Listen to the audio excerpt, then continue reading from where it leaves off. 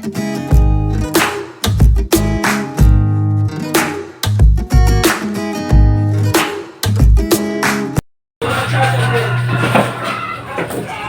yun, magandang tanghali sa ating lahat mga kapatid sa Luzon, Visayas, Mindanao. Magandang tanghali. Ang ating ulam ngayon tanghaling ito mga kapatid ay magluto tayo ng gulay. Ang itawag ko sa gulay na ito mga kapatid ay ginisang gulay lang talaga na may talong, okra at saka stick ng kangkong mga kapatid. Siyempre sayang naman itong kangkong, maraming mga benepisyo ito. Pag itapon natin ito, pwede naman lutuin. Okay, at igisa natin sa baboy mga farmers. So ito yung mga ricado natin mga farmers. Yan, ito lang yung ricado natin, bawang, sibuyas at saka kamatis. Okay, so proceed tayo sa pagluto mga farmers sa bundok. Ayun mga farmers, lagyan natin ng konting oil kasi baboy yung natin para may gisa lang sa ating ricado. Okay, ayan, kasi baboy naman yung panghalo natin. Konting oil lang mga kapatid sa bundok. Okay, ito ang ricado natin. Ayan, bagsakan natin. Isabay na natin ng sibuyas. So maya-maya na ang ating kamatis. Hintayin natin na mapula yung ating sibuyas at saka bawang.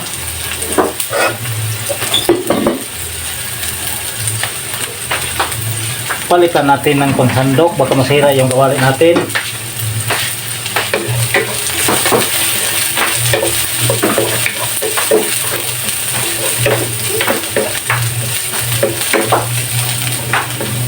Okay, at ito mag-umas, na-split na mga mula-mula yung ating ricado. Bago natin ilagay ang kamatis.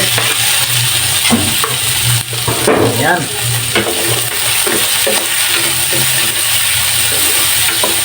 dapat karaniwan na ginagawa mga kaumas ay pinalambot yung ating karning baboy mga kaumas. So kasi dito konti lang yung ating baboy, dito na bisa agad na lang mga kaumas. Okay,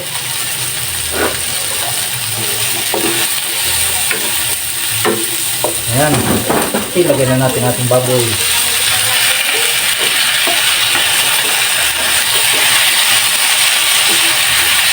Paghalo-haloin at hintayin natin na medyo mamula-mula ang ating karning baboy.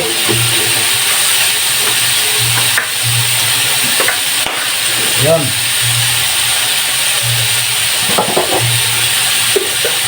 isa lang yan mga kaumas sa bundok.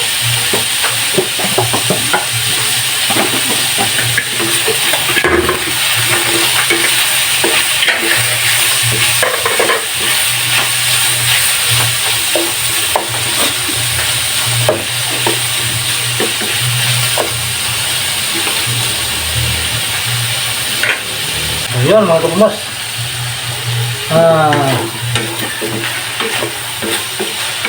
lagyan natin ng kunting toyo para papasok doon sa ating karning baboy, doon sa mga laman niya, no?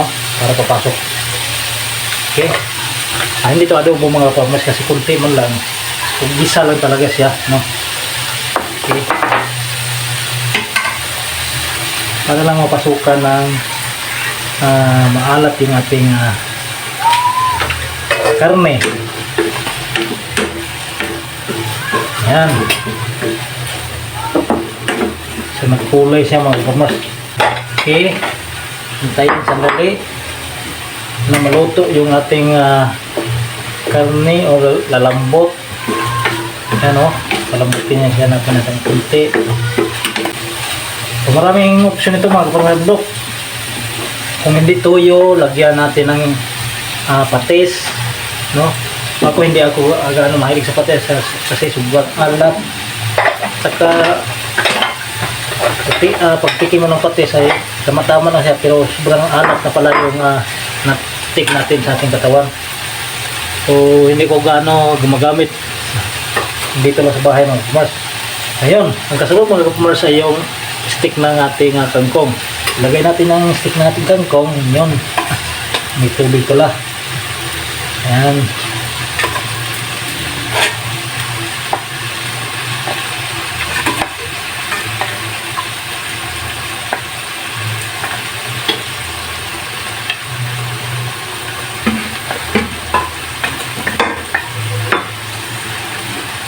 Ayun, yan ang una natin.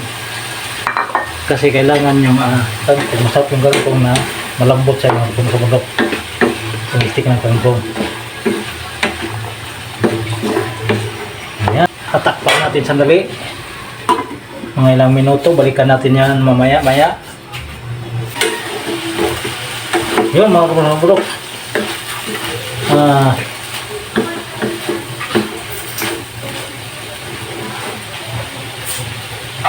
Dagdagan natin ng kunting tuyo na kunti lang. Okay,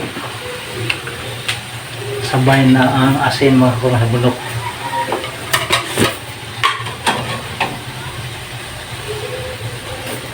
Ayan.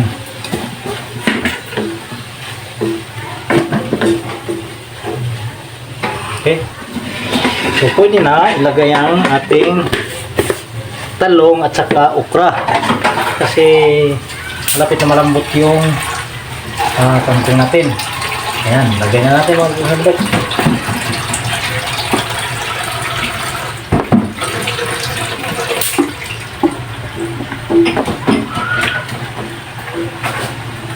Ito mga kabulok, pag may mga halo-halo na ito at may alamang, sigurado pinakbit na yun mga kabulok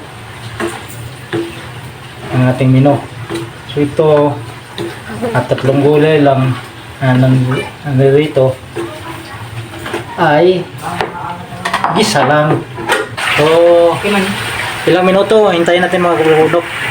Mamaya yun mga kabulok, luto na yung ating ginisang gulay mga kabulok. Okay, so maraming salamat mga kabulok ating lutong bahay or kay miles away lutong bahay mga kapamars bulok. Ayan.